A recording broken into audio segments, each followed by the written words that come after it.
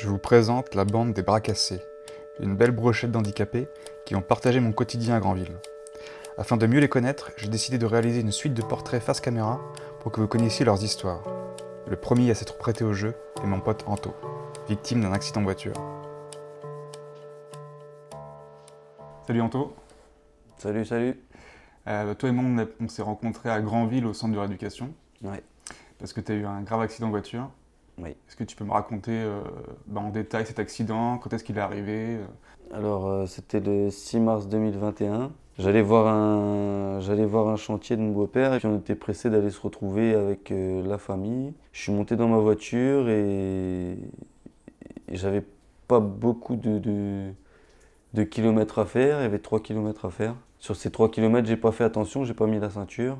Et puis, il y a un chat a traversé la route. Du coup, j'ai pilé. La voiture s'est mise en travers. J'ai pris un talus et puis j'ai été éjecté de la voiture. Je me suis retrouvé assez loin de la voiture. Ça m'a brisé les cervicales et depuis je suis atteint d'une tétraparésie vu que la moelle épinière a été touchée en fait. Alors, c'est quoi en détail une tétraparésie? Qu'est-ce que ça a comme conséquence? La tétraparésie c'est une tétraplégie incomplète. En fait je suis tétraplégique mais comme je peux utiliser tous les membres, bah, c'est incomplet. Je peux tout utiliser mais très mal. J'ai des spasmes, beaucoup de spasticité. Tout est possible et réalisable, mais avec beaucoup d'efforts supplémentaires. Donc, alors raconte-moi comment ça s'est passé le réveil à l'hôpital. Le réveil à l'hôpital, je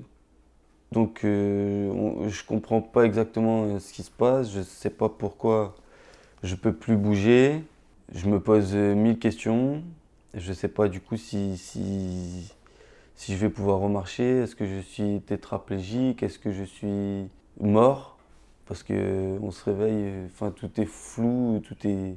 Et puis le premier visage que je vois, c'est le visage d'Amandine, ma copine, qui elle aussi sait pas s'il faut me raconter ce qui s'est passé, où j'en suis dans cet événement. Pendant les 5 jours, les 5 jours d'intubation, personne me dit exactement ce qui se passe. Je ne sais pas du tout où je vais et ce que j'ai. Je pense que même les médecins savent pas trop ce qui va se passer pour moi, donc ils veulent peut-être pas s'avancer. Donc, à quel moment pour la première fois on te parle de tétraparésie? La tétraparésie, on m'en parle 2, 3 jours après l'extubation. Le diagnostic sur le coup, il est tétraplégique. Ensuite, j'arrive quand même à bouger au bout de quelques temps, j'arrive à bouger, je crois, les orteils. Et du coup, le diagnostic, il s'inverse un petit peu et cette fois, on parle de tétraparésie. Et quand je vois donc les pieds bouger, je me dis c'est une avancée énorme et j'espère pouvoir remarcher avec ça, mais bon, tout n'est pas gagné sur le coup. Par contre, au niveau des mains, rien ne bouge. Au bout de 20 jours, rien bouge. Et là, ça a pris beaucoup, beaucoup plus de temps à revenir au niveau des mains. Et du coup tu me parlais de tes proches, comment tes proches ils ont vécu ces 20 jours au CHU à ton chevet? Alors, quand ils ont appris l'accident le 6 mars 2021, dans la nuit, ma mère habite à La Réunion, mon père à Perpignan, mon frère aussi. Ma mère a sauté dans l'avion avec ma sœur. Sur le trajet, pareil, ils se demandent ce qui se passe, ce qui va m'arriver. Ils sont dans le flou total. Et puis, ils sont complètement désemparés par rapport à ce qui va m'arriver. Ils savent pas. Ils sont pressés de venir me voir, mais ils savent pas ce qu'ils vont voir. Ils savent rien. Et puis, pareil, épreuve très difficile pour eux. J'étais pressé aussi de les voir. On m'avait dit quand j'étais intubé, ta maman est dans l'avion, ton papa est sur la route, ton frère aussi, ta sœur est dans l'avion avec ta mère. Et là, sur le coup, je me dis, là c'est vrai que ça doit être très très grave pour que tout le monde, tous mes proches se précipitent pour venir me voir. C'est que ça doit être très très grave ce que j'ai. Et c'est à quel moment tu prends vraiment conscience de ton état et du temps qu'il va falloir pour récupérer Tout de suite, je crois. tout de suite? Ouais. Le réveil intubé, je me dis que très grave et tout de suite je me mets en position de combat. J'ai pas le droit de perdre, j'ai envie d'arriver à m'en sortir. Je suis tombé dans une merde, il faut que je sorte de là tout de suite. Et je me mets tout de suite en position de combat et j'ai plus envie de me battre pour mes proches pour pas qu'ils souffrent, pour pas leur faire de mal. Donc, passer les 20 jours, on te dit que tu dois aller en centre de rééducation. Ouais, j'étais content. Alors justement, est-ce que tu peux nous parler de ça, de l'arrivée à Granville, au centre de rééducation de Granville, la transition entre le CHU Alors quand on me dit qu'on va me trouver une place dans un centre de rééducation, je me dis là, je vais pouvoir me battre. Et donc je suis content de cette annonce. Du coup, j'arrive à Granville. Le personnel soignant, il nous accueille, il nous met tout de suite à l'aise. En plus, dès mon arrivée, je suis tombé sur des jeunes trop cool, quoi. Ils m'ont mis trop à l'aise, quoi. Et puis là, c'est parti pour un long combat. Avec des professionnels, des gens super calés. C'est pareil, c'est aussi un peu grâce à leur énergie, ils nous mettent vraiment un coup de pied au cul pour qu'on y arrive. Et finalement, on en a besoin un peu. Au début, tu es en fauteuil roulant, électrique. Non, au début, je suis alité et je peux pas bouger du tout. Donc au début, on ne parle même pas de fauteuil, la rééducation se passe dans le lit. Et après, on m'installe dans un fauteuil, d'abord un fauteuil normal. Et puis je me fais trimballer partout parce que je suis pas capable de tenir un fauteuil électrique avec ma main. Ensuite, au bout de un mois ou deux, je commence à arriver à bouger ma main assez correctement, ma main gauche, ma main droite pas du tout pour l'instant. Et avec ma main gauche, je fais des efforts et j'arrive à attraper la petite molette. Et du coup, je peux me déplacer enfin tout seul. Et c'est un peu une victoire pour moi. Et donc, ouais, donc c'est ça, ces petites victoires, comme, tu les vois comme à chaque fois, c'est un regain d'énergie moralement. Ouais, Où à tu- chaque fois, je gagne en autonomie. Donc, dès qu'on gagne un peu en autonomie, on voit une petite victoire et on continue à progresser. Et puis, ça nous redonne un coup de fouet, un coup de patate pour la suite. Est-ce que tu peux me parler, parce que moi, c'est un truc qui m'a vachement marqué à mon arrivée à Granville. La première semaine, on est dans son lit à manger, et après, on arrive au restaurant pour la première fois. Ouais. Moi, j'avais été un peu choqué par la moyenne d'âge. Est-ce que tu as ressenti ça aussi ou Ah pas? ouais. Est-ce que tu peux me parler de ça? Sur le coup, j'avais l'impression d'arriver dans une maison de retraite en fait. C'est fou, mais en fait, bon bah.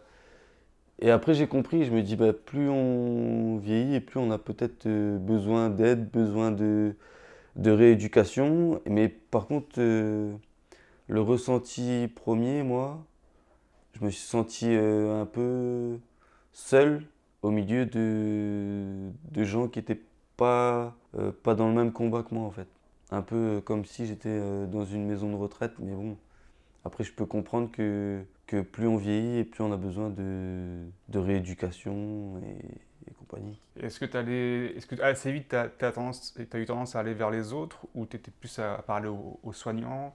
C'était quoi ton approche Je parlais beaucoup avec les soignants et un peu moins avec les résidents. Et par la suite, je me suis fait un petit cercle d'amis avec les résidents. Et puis c'est super, j'ai gardé aussi des bons contacts avec eux. Et puis bah, avec toi. Est-ce que tu peux me parler de l'angoisse au quotidien, de jamais savoir où on va en termes de rééducation, d'être toujours dans l'incertitude de la récupération de tes membres, tout ça? Bah, j'ai toujours quand même gardé beaucoup d'espoir. Je me suis dit, ça va être mieux demain. Dès que quelque chose se remet à bouger, un doigt qui rebouge, et ben on dit, bon, bah, si lui il a bougé, demain je vais le travailler, il bougera mieux. Et puis le bras, et puis les jambes. Et du coup, ça redonne de l'espoir. Et puis après, on se dit, bon, bah, si on fait ça, on va peut-être pouvoir reconduire, on va peut-être pouvoir remarcher. Et finalement, je garde toujours l'espoir. La tétraparésie, c'est quand même.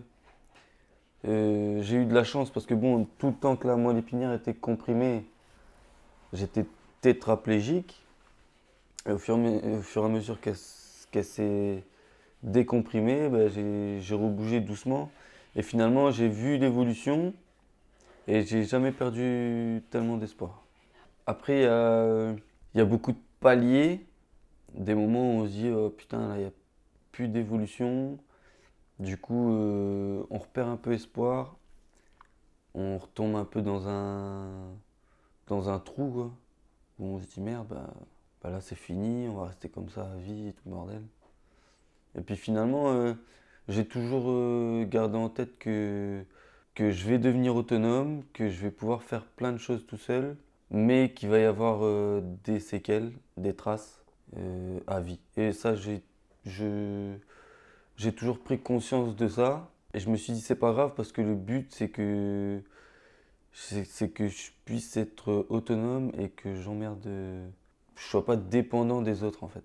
Et si j'ai atteint ce stade, pour moi, c'est déjà une grande victoire. Et puis, je peux vivre comme ça. Est-ce que tu peux nous parler des kinés avec qui tu travaillais à Granville? Excellent. Comment qu'ils ont pu m'énerver, les kinés? En fait, m'énerver, mais dans le bon sens, parce qu'ils me poussaient dans mes limites. Il y a des fois, on n'a pas envie. Des fois, on est fatigué, on perd une grosse perte de motivation. Et puis, moi, j'avais une kiné, Delphine, qui venait me chercher dans ma chambre. Ah non, aujourd'hui, tu vas descendre. Tu vas aller sur le plateau technique et tu vas bosser. Mais je me sentais pas, j'avais plus la force, j'avais plus la motivation. Et puis finalement, bah, je descends quand même sur le plateau. Et puis au début, je suis pas trop motivé. Et puis l'appétit vient en mangeant. Et, et puis on se remet un coup de pied au cul et puis on bosse quoi. Est-ce que tu peux me parler de quand tu as commencé à quitter le fauteuil pour la première fois et que tu t'es retrouvé debout? Alors moi j'ai fait beaucoup de machines pour apprendre à marcher. Le locomat. Et puis le robot au début il marche tout seul, qui fait le mouvement. Et puis au fur et à mesure on nous décharge et puis tout euh, le poids de notre corps arrive sur le tapis et on apprend à remarcher tout seul. Et donc j'ai appris à avoir le schéma de marche avec cette machine-là. Et ensuite on passe entre les barres et entre les barres on apprend vraiment à marcher. C'est pas facile parce que du coup j'avais pas les mains. Mais mes premiers pas ça a été en déambulateur. Et c'est une sensation énorme. Et ce jour-là, j'étais pas censé marcher en plus. Normalement, je devais faire une séance lambda. Et puis j'ai vu le déambulateur et j'ai voulu essayer, puis j'ai réussi. C'était énorme. Et bien après, on avait parlé de ça une fois ensemble, toi et moi, quand on a quitté le fauteuil. Enfin, moi, j'avais eu cette sensation-là aussi. C'est qu'à la fois, on est content de quitter le fauteuil et en même temps, on se dit putain, il y a encore un gros chemin à parcourir parce que en fait, tu te rends compte que c'est la merde. Ah bah oui. Parce que la marche, bah, ça vient pas tout seul, hein. C'est pas comme un bébé qui apprend à marcher, qui fait un pas, deux pas et qui tombe et qui se relève. Nous, on tombe de haut, hein. Quand on tombe, c'est une gamelle d'1,78 m. Ça commence à faire de la hauteur. Et puis c'est un long chemin parce que c'est une marche douloureuse. C'est une marche qui fait mal. C'est une marche où on n'est pas sûr. Et puis surtout, c'est pas beau, quoi. Mais bon, bah, faut apprendre à subir ça. Et en même temps, ça remet un coup de fouet parce qu'on fait des efforts pour essayer de mieux marcher. Et justement, le handicap, dès le début, tu t'es considéré comme handicapé? À quel moment c'est venu cette prise de conscience de bon, bah en fait, je fais partie des handicapés, je suis un handicapé? À la sortie de Granville, je pense. Quand à Granville, on nous dit bon, bah c'est bon, vous allez rentrer à la maison. Bah, déjà, on se dit merde, ça veut dire que notre évolution, elle est en pause. En pause ou à l'arrêt, quoi. Et du coup, le passage Granville-Maison, et ben, ce moment-là, on se dit merde, là, on est peut-être handicapé vraiment. Après, il faut assumer le regard des autres. Il faut essayer de se réintégrer dans une vie normale, mais en ayant nos symptômes, tous aussi différents les uns que les autres. Et là, c'est une prise de conscience, on se dit qu'on est handicapé. À 2 ans de l'accident, est-ce que tu penses que comment dire, entre guillemets, digéré complètement le handicap, ton nouveau corps, tu l'as assimilé ou il y a encore du travail? C'est bon, ça y est pour moi. J'ai eu de la chance parce que autour de moi, j'ai gardé un peu les mêmes amis. Amandine qui m'a suivi dès le début est toujours avec moi.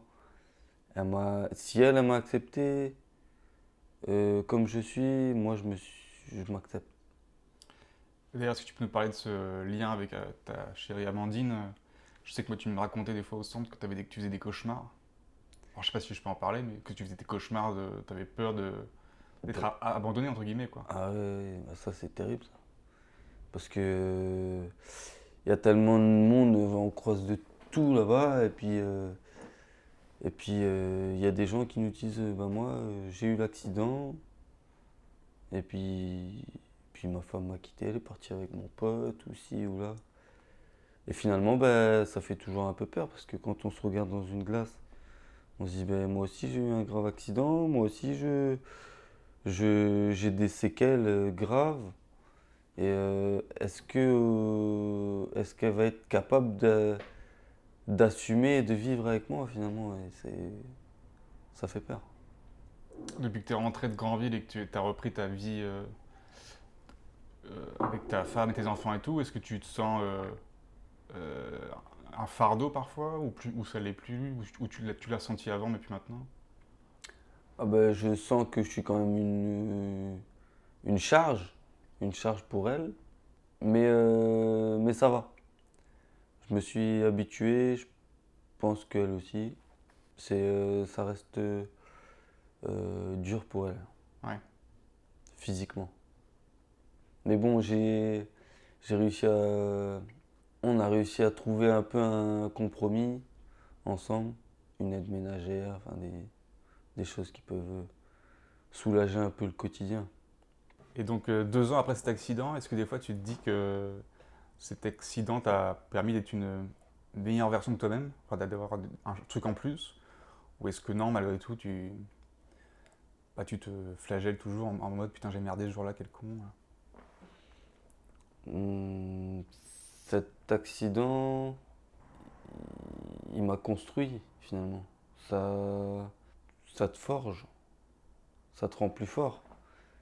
Ça t'a détruit d'un côté, mais ça t'a reconstruit de l'autre. En fait, c'est une nouvelle vie, c'est une nouvelle version de toi. Ouais, j'ai cette impression-là. C'est mon identité, c'est ancré en moi, ça se voit sur ton corps que tu eu quelque chose, mais finalement, ça fait ton tatouage, ton identité. Est-ce que tu aurais un mot pour les soignants, surtout dans une époque où c'est un peu compliqué, les hôpitaux, les budgets et tout ça, les conditions de travail? Est-ce que tu as un mot à leur adresser, toi qui les as côtoyés et qui les côtoie encore après 2 ans? Euh, c'est cool. Cimer, gros. Peut-être pas obligé de le mettre. C'est décourageux et il faut pas se décourager. Parce que ils font un taf super. Bon, pour ceux qui ont envie, il y en a, ils y vont à reculons en se disant m'en fous, à la fin du mois, j'ai la paye.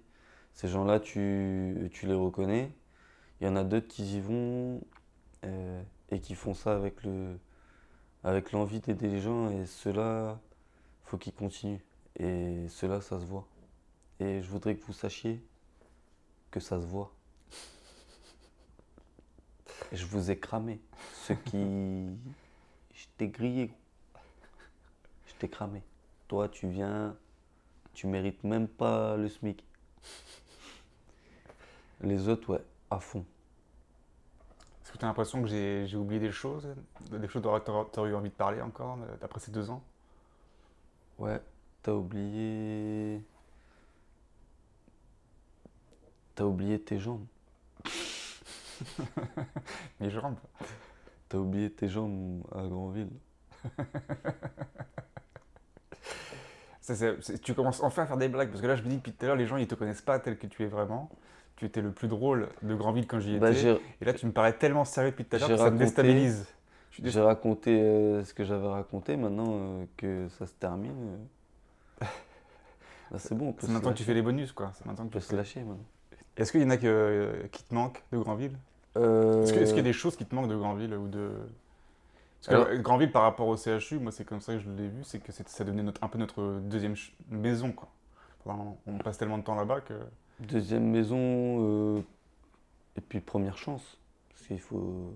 Granville, c'est un moment où tu te dis j'ai une chance de faire quelque chose de bien. Mais quand tu sors de Granville, tu es tout seul. Et c'est pas ça te manque,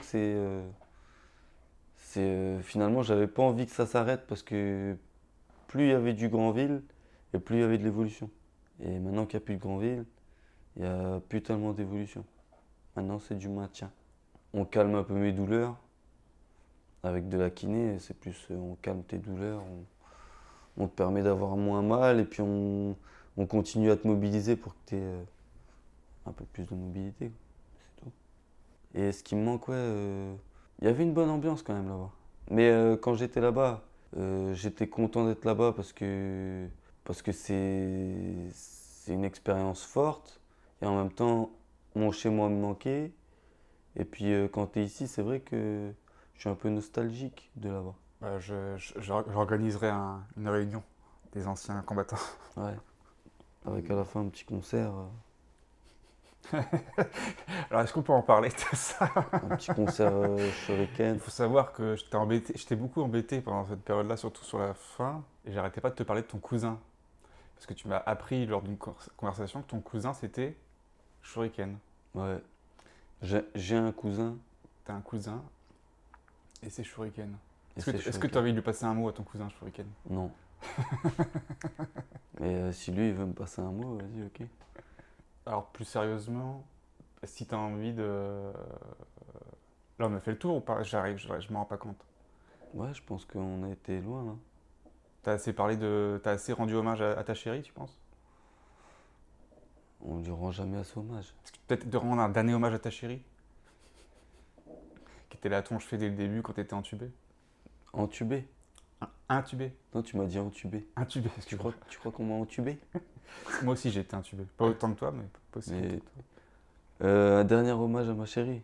Mais ce sera pas un dernier parce que je vais y en refaire d'autres. Mais merci.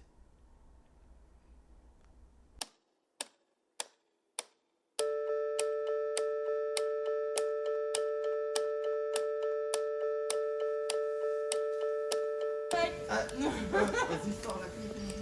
De quoi? Vas-y, fais ça dehors, on sort plutôt. En mode Fort Boyard. Sors là. Vas-y, sors. Sors la clé. T'as la clé? Vas-y, la clé. Vas-y, passe ton clé. Allez, vite. C'est pour Boyard, de quoi vous parlez là? Ah putain, mais quel assisté ce mec. Tout lui faire, fauteuil électrique. Je te remercie bien. Voilà. Ok, coupé, elle est bonne.